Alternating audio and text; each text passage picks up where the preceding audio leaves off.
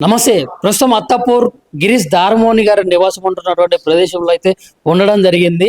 నిన్న రాత్రి 10 గంటల 30 నిమిషాల సమయంలో 30 నుంచి 40 మంది వరకు అయితే మహిళలు కానీ అందరూ కూడా బీజేపీ కార్యకర్తలను చెప్పుకుంటున్నటువంటి వ్యక్తులు అందరూ కూడా ఒకటేసారి ఇంటి మీద దాడి చేయడానికి అయితే వచ్చారు. ఇక్కడ చూసుకున్నట్లయితే అంగళం థిక్నెస్ ఉన్నటువంటి ఈ డోర్ను కూడా చాలా బలంగా ఉన్నటువంటి డోర్ను కూడా పగలగొట్టి ఒకటేసారి 30 నుంచి 40 మంది వరకు అయితే ఇంట్లోకి చొచ్చుకొని ఒకటేసారి వచ్చారు. ఇక్కడ ఇంట్లో ఉన్నటువంటి ఇక్కడ చిత్రపటాలు కానీ ఇవన్నీ చూసుకున్నట్లయితే హిందూ సామాజిక వర్గానికి చెందినటువంటి వ్యక్తిగా అండ్ చిత్రగుప్త ఛానల్ అధినేత గిరీష్ దారమోని గారు అయితే ఉండడం అయితే జరిగింది. మరి ఇక్కడ చాలా పెద్ద ఎత్తున అయితే నష్టం జరిగింది. ఇక్కడ మొత్తం కూడా ఇక్కడ డ్రిల్లింగ్ మిషన్ కూడా చూసుకున్నట్లయితే మొత్తం కూడా ఈ మరమ్మతులు ఏవైతే డ్యామేజ్ అయినటువంటి ఈ డోర్లు కానీ లేకుంటే ఇక్కడ ఉన్నటువంటి ఏదైతే ఫర్నిచర్ విషయంలో కానీ నష్టపోయినటువంటి ఏవైతే ఉన్నాయో అవి మొత్తం కూడా మరమ్మతులు చేసే పరిస్థితి అయితే ఇక్కడ మనం చూడవచ్చు.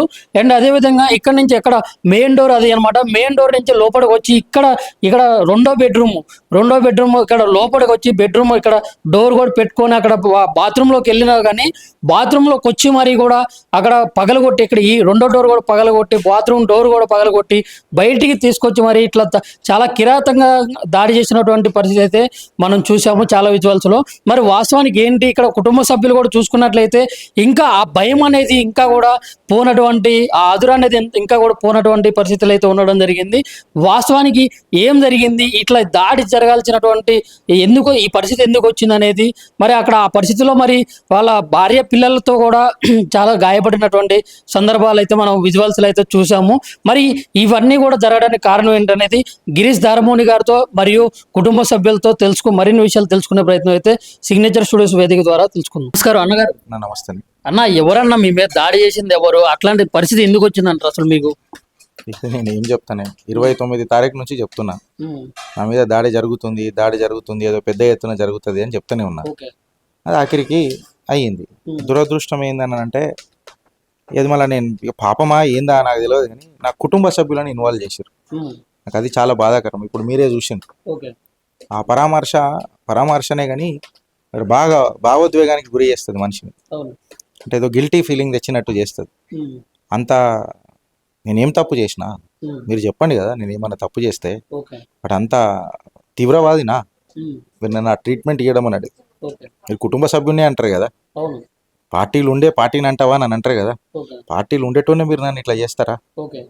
అదేనా? మీరు పనిచేస్తున్నటువంటి ఆఫీస్ మీద దాడి చేయటం వేరు, వ్యక్తిగతంగా మీ మీద దాడి చేయటం వేరు.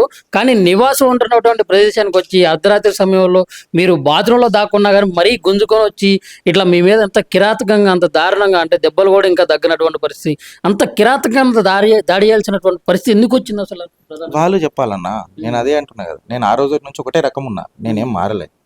నువ్వు దాడి ఇప్పుడు అన్న మీ మీద నేను దాడి చేస్తా, నువ్వు స్పందిస్తావా లేదా? ఖచ్చితంగా ఇస్తావు కదా. నీకు ఆ హక్కు ఇచ్చిందా లేదా? హక్కు ఇచ్చిన నువ్వు ఇచ్చిన తర్వాత నేను మీద ఇంకా ఎక్కువ చేస్తానంటే మనిషి అనేటోడు ఎట్లుంటది, నువ్వు ఇంత చేస్తే నేను ఇంత చేస్తానని అంటాడా? అనడా? ఎవరో ఒకరు తగ్గాలని అన్నప్పుడు ఎవరు తప్పులు ఎక్కడున్నాయో తెలుసుకోవాలి. లేదా నువ్వు తెలుసుకొని నువ్వని దిగాల, నేను దిగాల.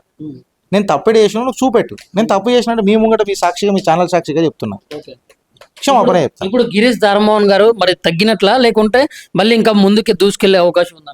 తగ్గడము నెగ్గడము అనేది కాదు.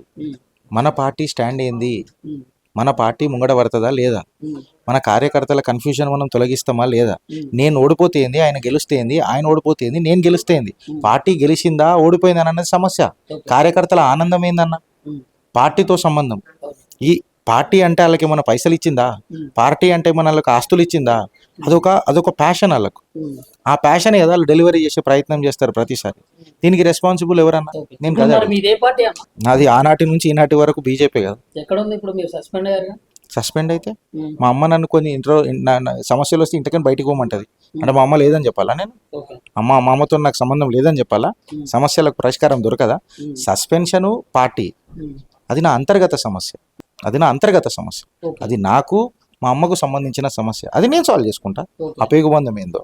అంటే కుటుంబ సభ్యులతో, పార్టీలో ఉన్నటువంటి కుటుంబ సభ్యులతో ఏమన్నా సమస్య ఉందా మీకు? సమస్యలు లేనిది ఏ ఇల్లు ఉన్నదన్న? మీరేమన్నా ఏ సమస్య లేకుండా పెరిగిరా ఇప్పటిదాకా? సమస్యలు ఉంటేనే పరిష్కారం ఉంటది. అది నీతి, అది నియతి, ప్రకృతి నియతి. అది సమస్యలు ఉంటాయి, అందరు ఒకటేలాగా ఉంటే 140 కోట్ల జనాభా ఎందుకన్నా?